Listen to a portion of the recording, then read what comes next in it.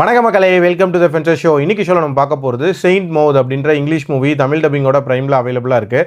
இந்த படம் ஒரு ப்ராப்பரான சைக்கலாஜிக்கல் ஹாரர் மூவி. ஆக்சுவலாக நம்ம ஹீரோயின் ஒரு நர்ஸாக இருக்காங்க. படத்தோட ஸ்டார்டிங்லேயே ஏதோ ஒரு பேஷண்ட் கொடூரமாக சாகிறதுக்கு இவங்க தான் காரணம் அப்படின்ற மாதிரியான ஒரு சீனோட ஸ்டார்ட் ஆகுது. அதுக்கப்புறம் ப்ரெசென்ட்டில் பார்த்திங்கன்னா அவங்க ஒரு பேஷண்ட்டை டேக் கேர் பண்ணுறதுக்காக வராங்க.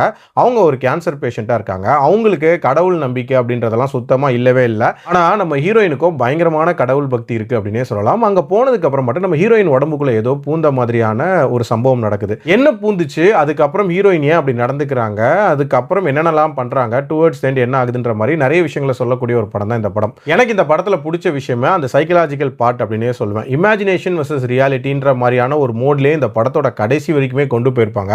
அதுவும் தான் பண்ண பாவங்களை கடவுள் மூலமாக தீர்த்துக்கலாம்னு நினைக்கக்கூடிய ஹீரோயின் என்னென்ன மாதிரியான எக்ஸ்ட்ரீமான விஷயங்கள் பண்ணுறாங்க, அது அவங்களை எங்கே கொண்டு போய் விடுதுன்ற மாதிரியான நிறைய விஷயங்களை சூப்பராகவே காட்டியிருப்பாங்க. இன்ஃபேக்ட் ஹீரோயினோட கேரக்டரைசேஷன் அப்படின்றது பிரமாதமாகவே இருந்துச்சு.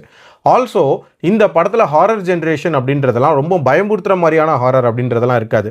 பட் ஸ்டில் ஒரு சில காட்சிகள் பயங்கர ராவாக எடுத்திருந்தாங்க அப்படின்னே சொல்லலாம். அதுவும் அந்த கிளைமேக்ஸ் அப்படின்றதெல்லாம் பிரமாதமான கிளைமேக்ஸாக இருந்துச்சு.